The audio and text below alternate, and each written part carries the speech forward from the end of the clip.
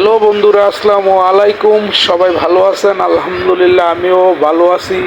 বরাবরের মতো চলে আসলাম একটা বিষয় নিয়ে আপনাদের সাথে শেয়ার করব এবং তার সমাধান নিয়ে কিছু কথা বলবো।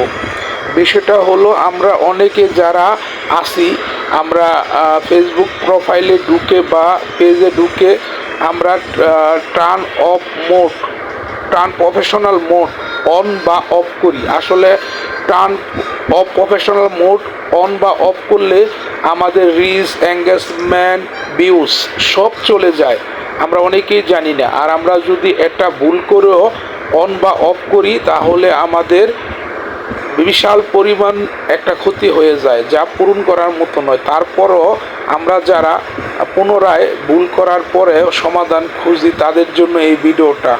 আমরা পরবর্তীতে যদি ভুল হয়েই যায়, তারপর আমরা এটা সমাধান হয়তো আগের মতো হবে না, তবে আমরা কিছুটা সমাধান করতে পারবো। আমরা বরাবরের মতো যাব ফেসবুক। ওই দেখেন একটি চিহ্ন দেখাইতেছে ফেসবুক। আমরা যে ফেসবুক অ্যাপসটা ব্যবহার করি ওইটা আমরা আনইনস্টল করব। আনইনস্টল করে পুনরায় আবার ফেসবুক অ্যাপসটাকে ডাউনলোড দিব এবং ইনস্টল করব। ইনস্টল করার পর আমরা আবার পুনরায় গুগলে ঢুকে আমরা ফেসবুক যে আমাদের ইটা আছে ওটা পুনরায় আমরা ইনস্টল করব। ফেসবুক সফটওয়্যারটা যখন আমরা পুনরায় ইনস্টল করব, তখন আমাদের প্রফেশনাল ড্যাশবোর্ডটা শো করবে।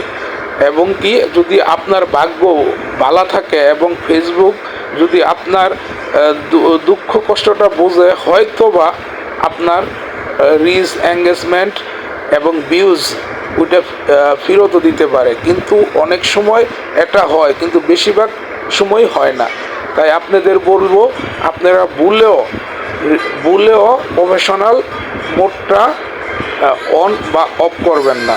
যদি অন অফ করেন তাহলে বিরাট ক্ষতি হয়ে যাবে। তারপরও সমাধানটা আমি বলে দিলাম। যদিও ভুলে করে ফেলান, তারপর আপনারা ওই ফেসবুক যেটা সফটওয়্যারটা আছে ওইটা ডিলিট করে নতুন করে আনইনস্টল করে নতুন করে একটা সফটওয়্যার ইনস্টল করুন। ইনস্টল করার পরে যদি ফেসবুক আপনার সহায় হয় এবং আপনার কপাল যদি ভালো থাকে, ইনশাল্লাহ আপনি পুনরায় আপনার যে রিচ, এঙ্গেজমেন্ট, ভিউজ যা গেছিলো ওটা